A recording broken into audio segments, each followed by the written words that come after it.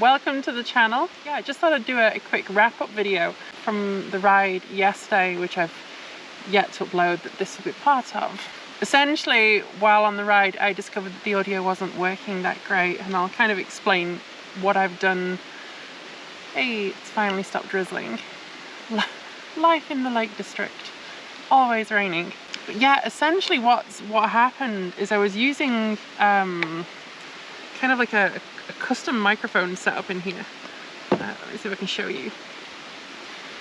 So this thing here was kind of wrapped up through the helmet piece there, then linked into an extension cable, and then this into the GoPro, which I'm recording on at the moment, which is linked in at the front. So basically going around and however, and then in, you know.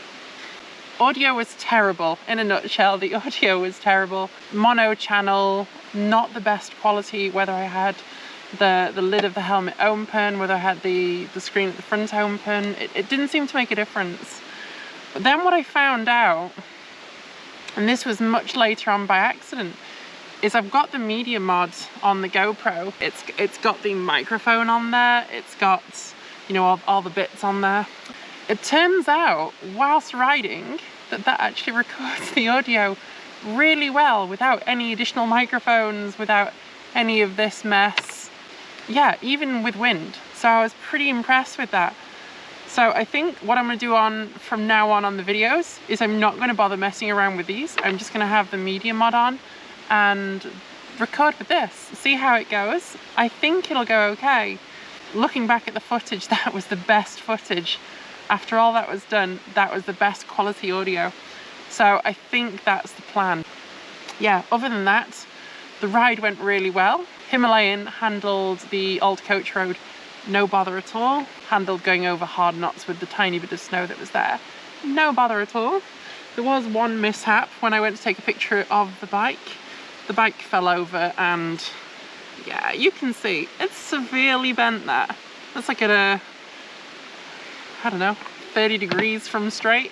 So I've got to get a new handguard end there, which isn't the worst thing. And I've had a look last night. The prices on this exact one, if I wanted to get these exact ones again, which I probably won't, they're about 25-30 quid genuine Royal Enfield part. So it's not the biggest issue. For future videos, if you have any requests, anything that you would like me to go and do, whether you want me to go cover some more lanes here in the Lake District, whether you want me to go explore somewhere else in the UK, abroad, whether you want me to travel far, you know, let me know in the comments. If you've got any questions at all, just reach out. Like, I'm there to answer any questions. And if any of you want to come on any rides, I'm always going to be going on rides. I mean, I am forever, ever on the bike at the moment. So if you want to come and join me on a ride, let me know.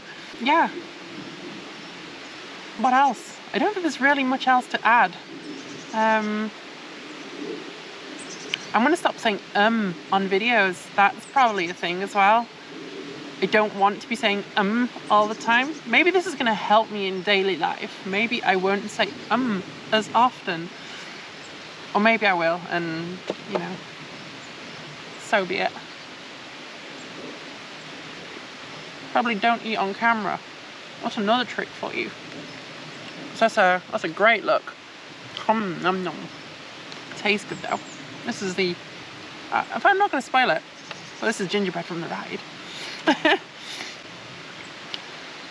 Yeah, I don't think there's anything else to say. Please like and subscribe. Enjoy the video. See you later. Bye. So today's plan is to head over from here in the beautiful Wasdale Valley. We're going to head over Hardknott Pass, over towards Ambleside, probably over Wrynose, and then over the pass to Great Langdale.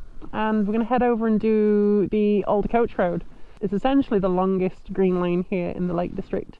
We're going to do basically from the eastern side of the coach road, head over to the western side of the coach road, link up a few more, go for food, have cups of tea, you know, the usual stuff. So anyway, I guess we'll set off. It's nice weather today, no rain, which is a change for winter in Wasdale. So, happy days. Right, let's go. Also, by the way, this is the first time I'm actually talking on camera, so I apologise if it sounds rubbish. Yeah, we'll see.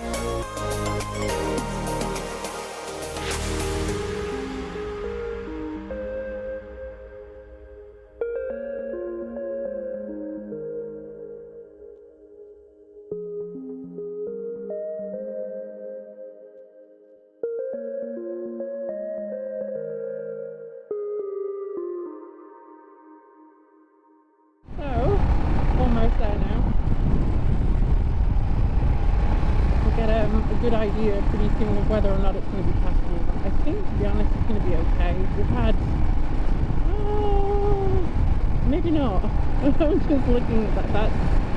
We'll see. We shall see. We had snow, not yesterday, but the day before. What day was that? Thursday. We had snow Thursday. It's most of it's melted away at this point. I would have thought it would have been a little bit more melted. I could see a car up there, but a car's a car. It's not all the way at the top. Yeah, we'll find out.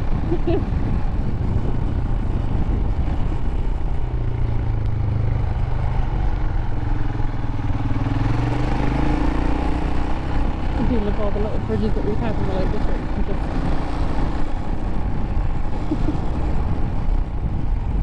Always very cute and very wangy.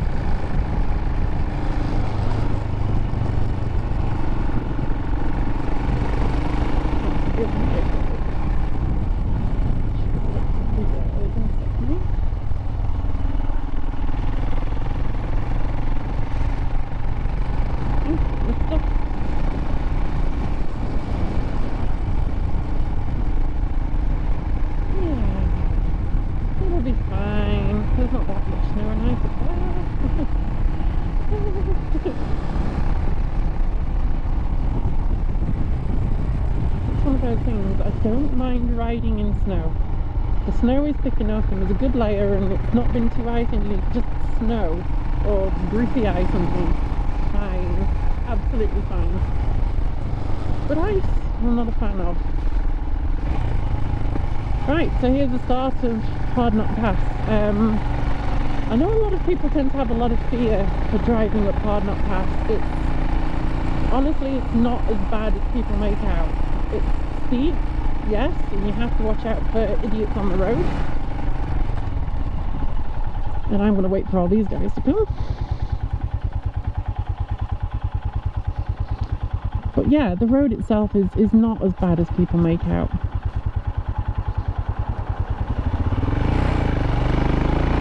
Although stepping up on a hill is not always the best. There we go, visor up. So what I would always suggest to anybody who's ever coming up Hardknott Pass is just take it slow, take it steady. Just keep your revs up, you know. If you're nervous about changing gear, don't. Just make sure you're in an easy gear when you go. Stick in first or second or whatever's comfortable for you, essentially. But it's not as bad as people make out. Yes, it's steep. I think the hardest, yeah, the road condition's not great. I'll point that out. You can see that there. And the potholes are, well, you know, it's the UK. The potholes are always there. More so when you're in a place like this.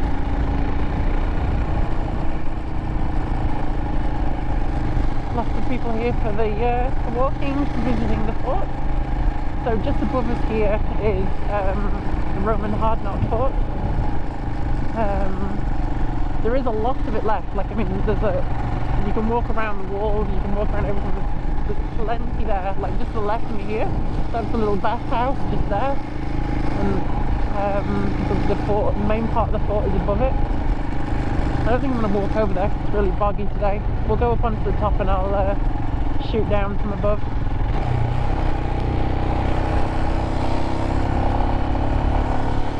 One cool thing though is just up there, you can kind of see that flat area just up past that top piece there. So up there is the Roman parade ground, and I think it was, or is, the biggest in the UK. I want to say Europe, but I'm fairly sure it'll be the UK. Yeah, the road looks kind of okay. I see some snow on the road. It might be a U-turn job, we'll see.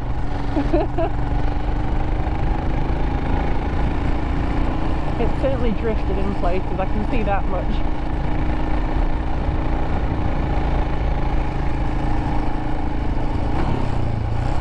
I think as long as the road surface itself isn't icy, which at the moment it's looking perfectly fine, even where the water's crossing over. Yeah, we're all good. It is, as you can see though, very steep. There's no getting around that fact.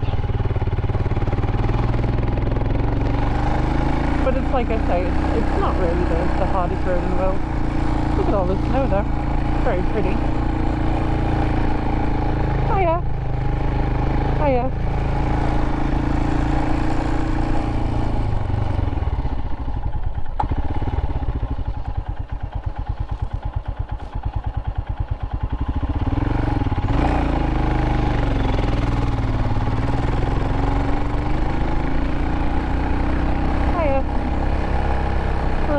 More snow up here.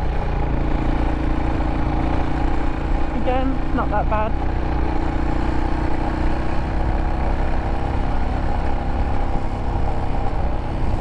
I expect I'm probably the only motorcyclist who's come over here today. Hello.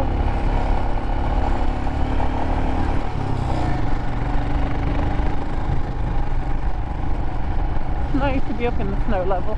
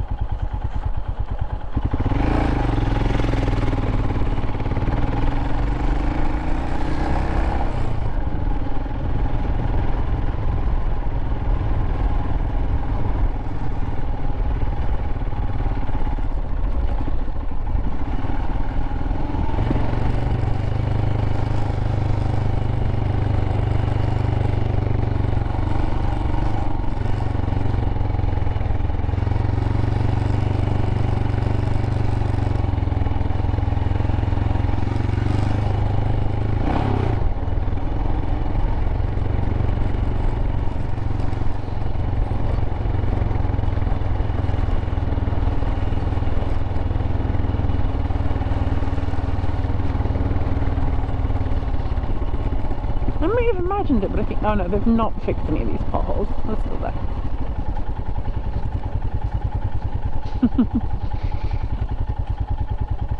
Now, I was going to park just there. I don't think that's happening.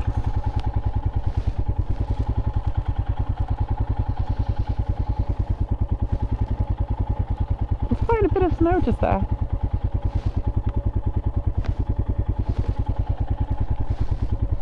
So I don't know if anybody watched my my last video. So I did a little green lane just over the far end of this valley here, and then rode through this valley and up here. Dudden Valley here is honestly one of the most spectacular rides that you can do in the Lake District. It's just brilliant. It really is fantastic. Yeah, wouldn't be a bad place to live, to be honest. Still one of the quieter areas.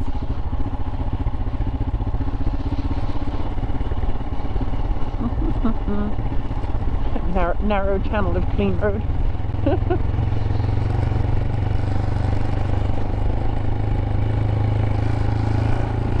I think I've got some people looking at me going, is it nice up here today? In this condition? Honestly though, the road is, I mean, you can see this. This hasn't got black ice on it, there's nothing here, it's good condition road today.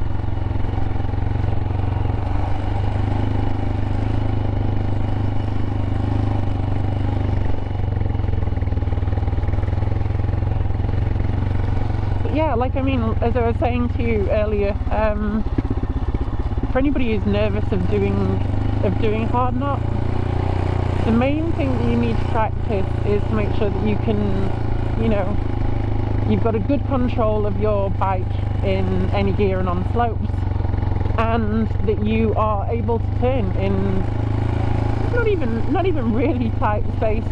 Just make sure you practice your like the little U-turns and things.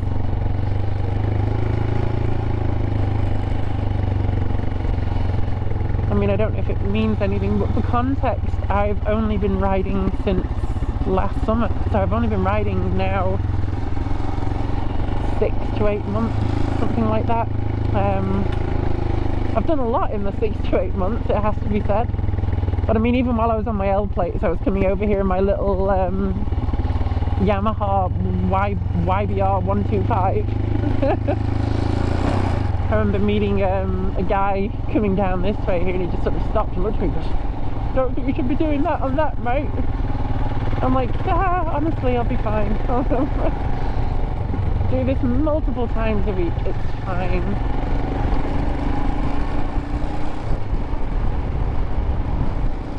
Yeah, that was, just realised there's another pothole. Just realised I never even showed you the Roman fort. I might have to, like, find an old photo and post it up on the threads. We'll see. The threads? What are the threads? On the what do you call it? On the video. Like, just post a picture on the video.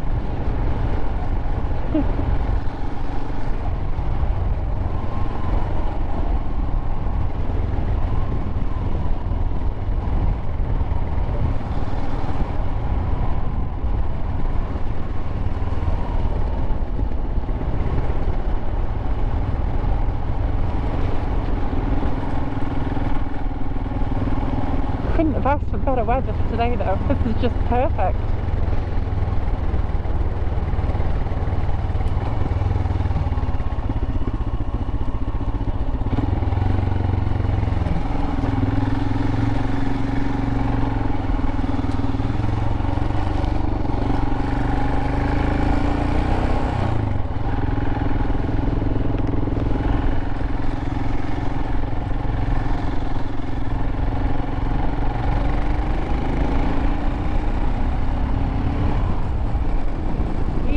Best riding entry in England, easily. No competition.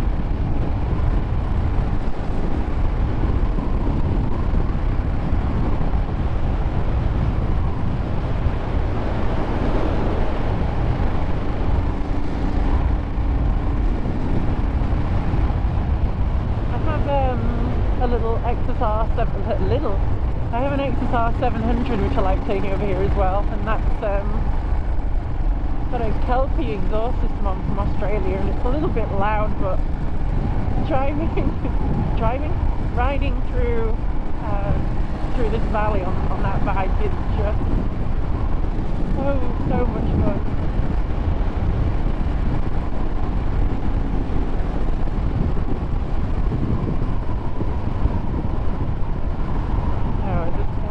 Go first? Yes, it is.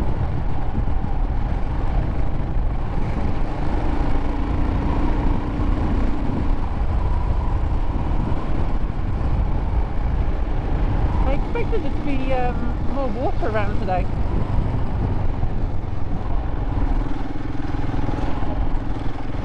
I'm just looking for something. Trying not to make you guys sick, but I can't actually see it from here. But over there, behind us, there's basically some really, like, some of the only examples of it in like this area of Cumbria, but some ancient medieval like furrowed fields. They're really cool to see.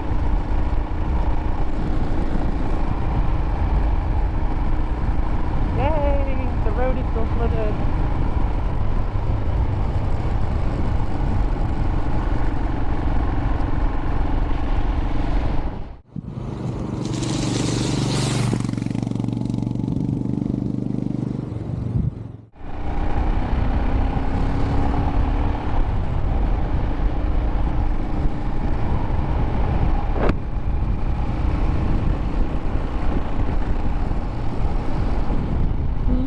Quiet here today.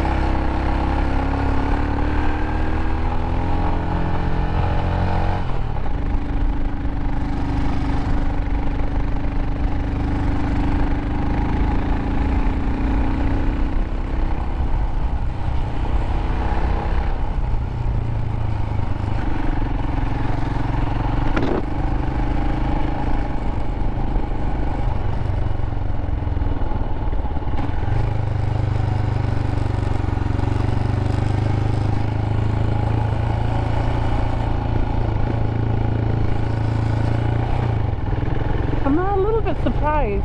I thought as we was coming over this way we might have more snow, but I feel like there's less snow than the top of Hardknott.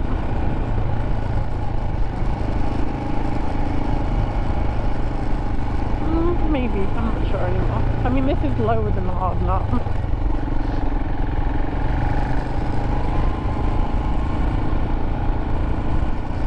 I'm hoping that as we go over towards the old coach road there'll be more snow over there, but looking over this direction here, that doesn't look snowy at all.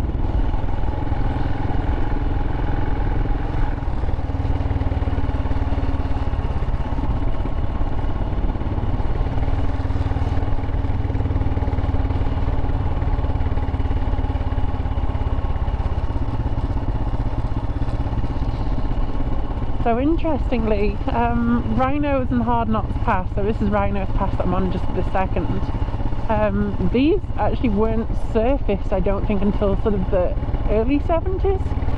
might have to check that one. But yeah, I think the early 70s this was unsurfaced up until that point, kind of just like a gravel road, which is I mean, there's kind of one of those roads that still survives here in the Lake District, and it's Hardknott Pass, which is over on the eastern side of the park there, and it's a road that you can still drive on if you have a 4x4 that has a wheelbase of I think it's 100 or less on that one there. So the 110 Defenders, sorry, you can't go onto it. Anybody with the 90 Defender for your discos and stuff like that, they can all go onto it. But yeah, the 110 Defenders can't, because the bends are too tight on the road and there's not really any room for error. But I used to ride that quite often. I used to marshal it at the bottom, which is sort of waiting for people who've got permits, making sure that they've got up and over safe, and then follow up at the end of the day and just make sure everything's okay. But yeah, you can still like, if you're a biker, you can still go and ride this. I would say it is quite a difficult ride. Not like doing something like this on Hardknott.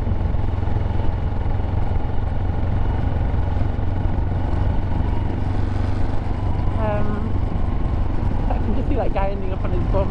This grass is quite slippy.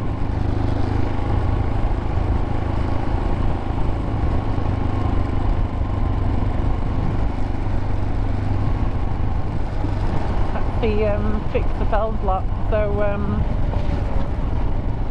they do all of the footpath repairs. I mean, on top of the National Trust and Lakeshore National Park, but it's like a specific group. It's a volunteer group who come up and do repairing of footpaths, clear drains, not like sewage drains, but water drains.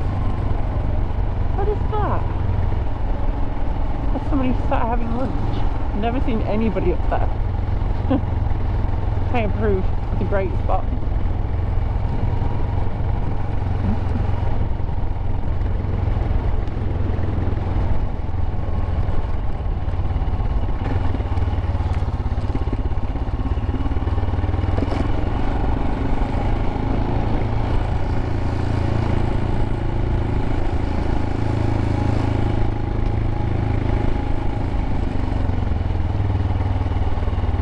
There's actually a really good green lane that you can see coming down the hillside just over there. Unfortunately, that's I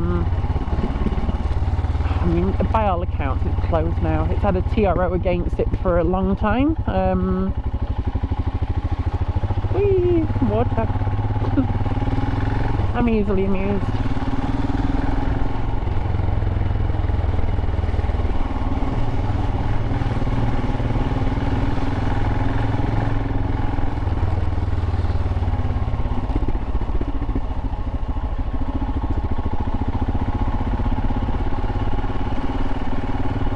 Yeah, this little passage just here on the right used to take you up over there. But yeah, obviously not been able to do that for a very long time. Hopefully one day it's open up again, but I don't know when that'll be. I think there was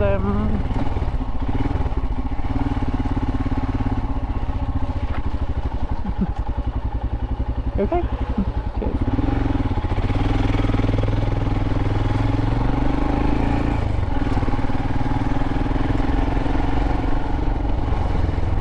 I love how people just stop in some of the most random spots.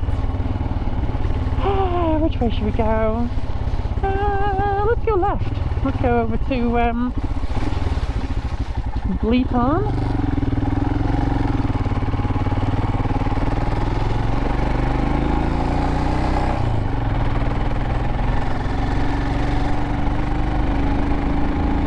And drop into Great Langdale and do another little route there that'll take us into Grasmere. And then I'll have to get my bearings and work out which direction I'm taking through to the old coach road.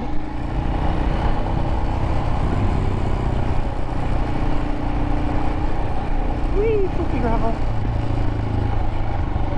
Da, da, da, da.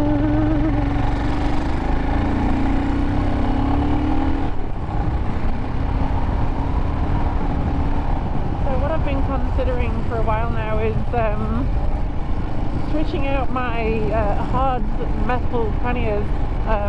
I've just tapped them, like you can see me tapping them, like these things. Yeah, those. But you can't see that.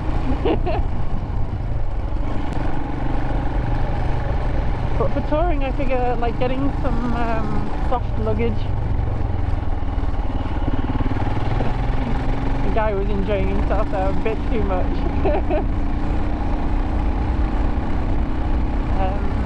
Yeah, fishing it out and getting some soft luggage.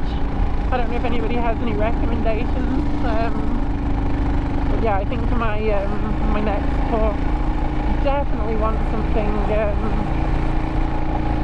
a bit more flexible. The thing is with the metal panniers is you kind of have a square-ish box shape. It's not entirely rectangular, you know, it's like a weird, yeah, it's not perfect.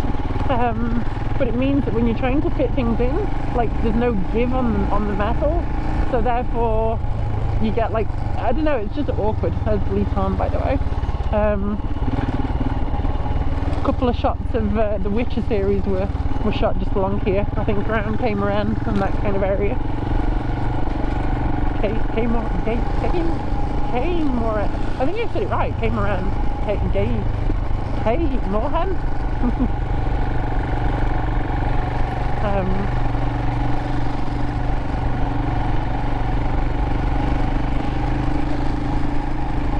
just over here is a pretty cool house. I actually applied for this when this came up onto National Trust, completely off-grid. It's not on mains water, it's not on mains electricity. Has a battery bank system and a diesel generator that's not the most efficient thing. Their water supply comes from just up there. It's a cool house. And attached to it is, I think, some sort of, there's like an extension to it on the far end, which belongs to a walking group from Liverpool or Manchester, something like that. It's a cool house. It's a really, really cool house. I think it dates back to the 1400s. It's quite an old one. It's in a lot of the old records as well. Mentioned by Wainwright in his books and all the usual stuff. And you're all like, who's Wainwright? Yes, being in the Lake District, everybody knows who Wainwright is, but people abroad might not.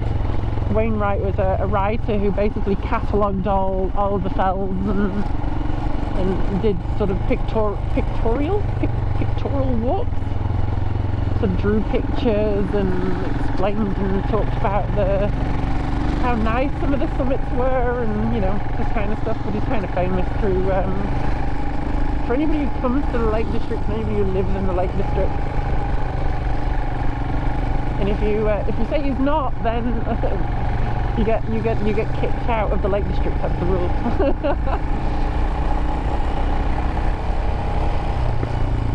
But yeah, the house. Jumping back to it, was quite a lot of money. If I remember right, it was, I want to say $16.50 a month, which for a house not on mains water, not on mains electricity, doesn't have a phone line here, is quite a lot really when you think about it. And you would have had to sunk a lot into it, but I think it was a teacher from, I want to say it was a teacher from Grasmere or Ambleside that ended up getting it.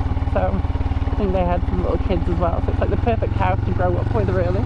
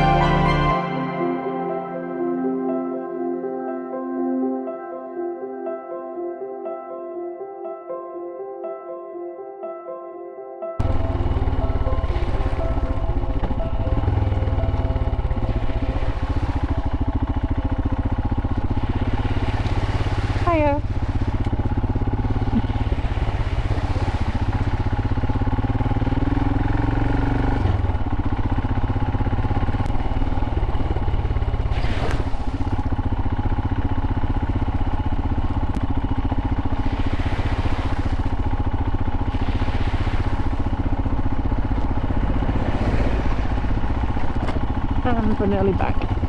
A little bit of rough track here. The worst bit of the whole lane. Keep your momentum going, this is the rule. Momentum saves you. Doesn't matter where you go, just keep on going. There you go. And we're back. So kind of say like it's very, very random little lane there. But I like riding it. I love this one. Like I say, the bike is just, it's so capable for the money. I had a look through so many bikes. I was tempted to buy a GS, but I'm like, I just think they're so bulky. But I mean, they're great bikes. But I mean, for like the kind of stuff that I do, I say the kind of stuff that I do. I don't know, I just enjoy riding a Himalayan where I am. I think it's just the perfect bike for the Lake District. I will say I would like if it had that little bit more power. Just that little bit more power. So like, when I passed my test in, I think it was June,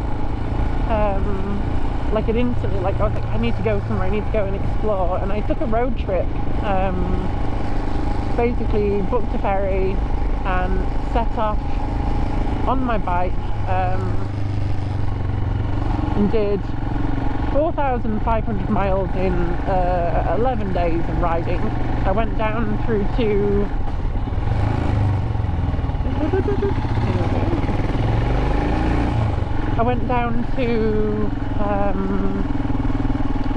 down through France. I took a ride down to Poole, took the ferry through to Cherbourg, and then set off all the way down through France to head into Andorra. So I spent a little bit of time around Andorra, doing some of the mountain passes there.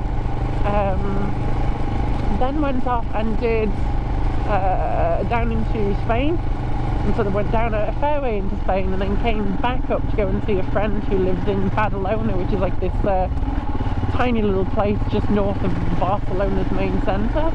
In fact, highly recommend it if anybody's wanting like something a little quieter than Barcelona, but is still absolutely that Catalonian vibe that's going on. Badalona is the place to be. It's great. But yeah, went from there back through into sort of the national parks in the north of Spain, through into France, through to the Avignon region area. Went to go to a place I've always wanted to visit called Fontaine de Vaucluse, or Vaucluse. Cheers, thank you.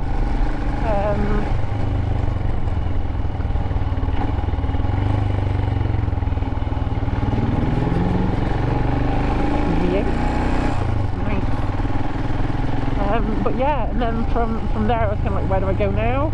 And I was just picking my days as I was going along. Like I had a few points that I was kind of wanting to visit, so at that point then I did from hiya, thank you. So I went from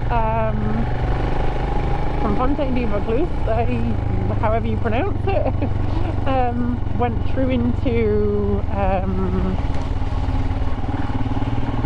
basically making my way to the French-Italy border. And I wanted to do a set of mountain passes, off-road mountain passes.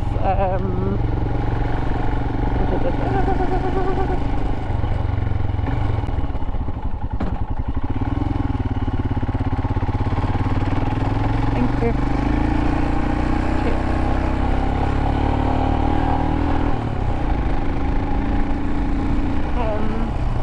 So basically there's a whole bunch of really amazing mountain passes that you can kind of link up and do hundreds and hundreds of kilometers over these passes. So Col della Sieta, Col del Finestre, but you can also do the parts that link up with the France side, and do the mountain passes there, which are like just off the Tour de France route and part of the Tour de France route.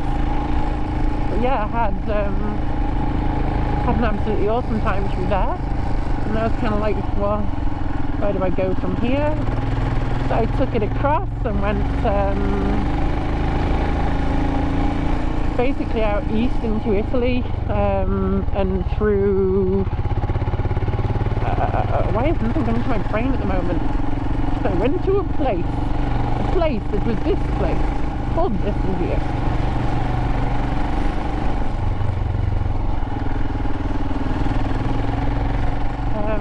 It will come back to me. But yeah, anyway, went across Italy, went over to Lake Como.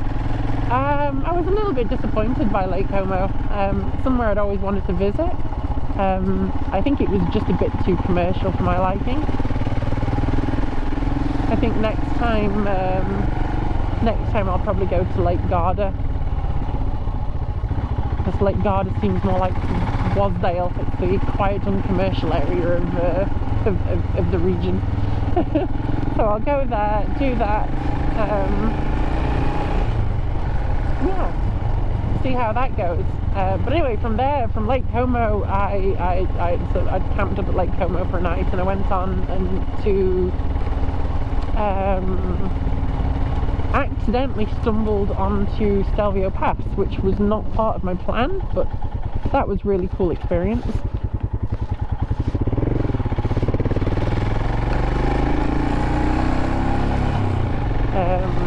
Yeah, Stelvio Pass was great. So I went up there, had food at the amazing, I think it was called the Tibetan Cafe or Tibetan Restaurant or something like that. I forgot what it was called. But I had food up there with two German guys who decided they wanted to share my table with me, so I was on like the best point at the corner and just like such a great view. So they asked if they could join in. You know, I was solo travelling, so I'm more than happy to have people sort of jump in and talk. But yeah, we shared dishes and ordered loads of food in. They gave me loads of information because they were in the area quite often, so they were giving me tips and things, which was cool. But then went down after that through to Austria, went through Austria and yeah, and then just slowly meandered my way back through all of the various different countries along the way, to back home to the UK, all in 11 days, and it was 4,500 miles, well it was more, it was a little bit over, 11 countries, yeah, it was just great fun. And that's completely, like I had my tent on the back of the bike here, and I had my camping stove. It was the best experience, and I would like highly recommend anybody who's not a biker, do your CBT, get your bike license and go do it, because it's just, I don't know, it's cheap, it's fun, it costs me next to nothing to travel all the way around Europe, seeing all these amazing places.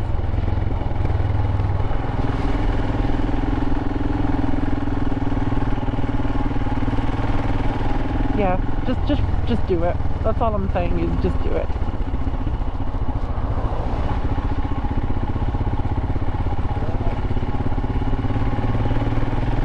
It's certainly one of those decisions that, like, I mean, I'd wanted to do it in my teens and just never got round to it. And since being a kid, to be honest.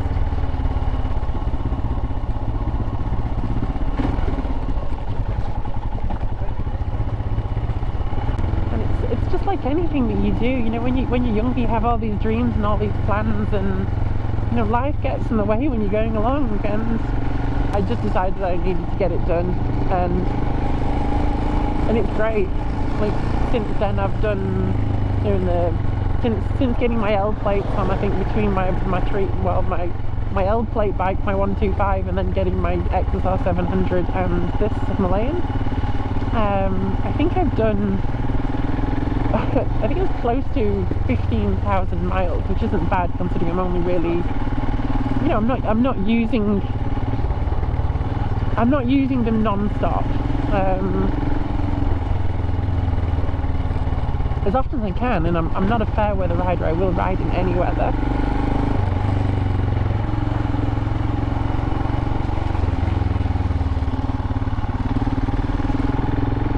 Anyway, quick update. So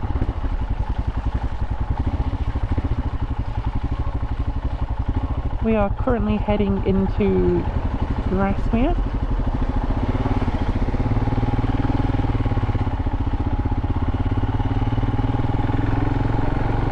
Clearly everybody else is also headed into Grasmere. It's very busy today. The funny part is we're not even in peak tourist season yet. This is like, that's nothing. Like,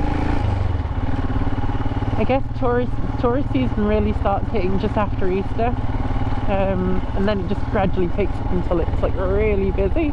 So at the moment this is still quiet as far as it goes.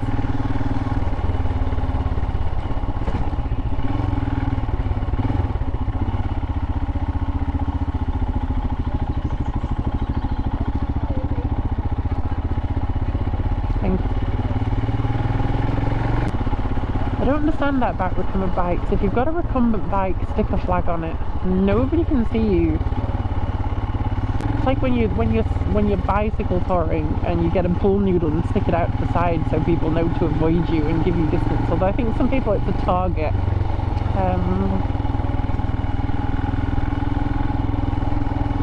Right, let's go.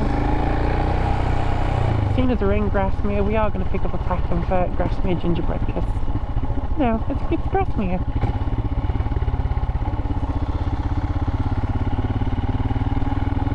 Might message my neighbours and see if anybody needs any.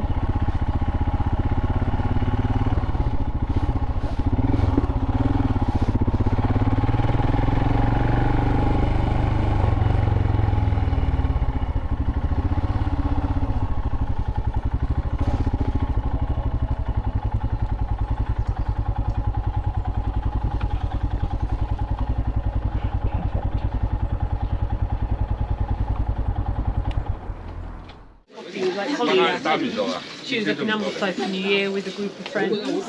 So we had a coffee with her here on New Year's Day. So we popped in, so it was like no queue. And yeah, I got a gingerbread. Thank you very much.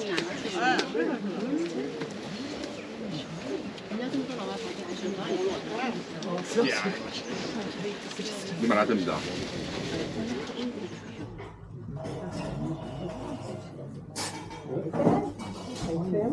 you. Hello. Just 2 packs of 6, please. 2 packs of 6.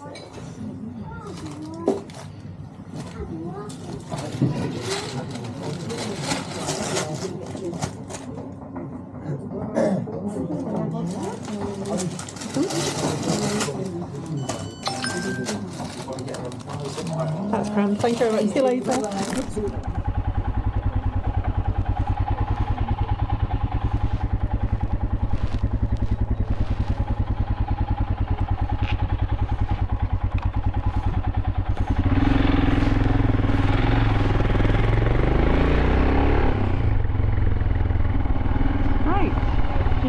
Picked up. We've had a really nice long chat with a big Triumph enthusiast. I think we can say that. He was asking about the Himalayan.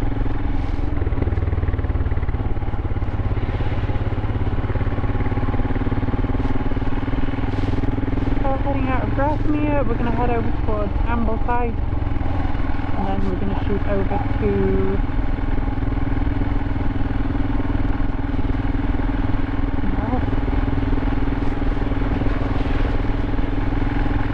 so we'll go to Ambleside, head through to Glenridding,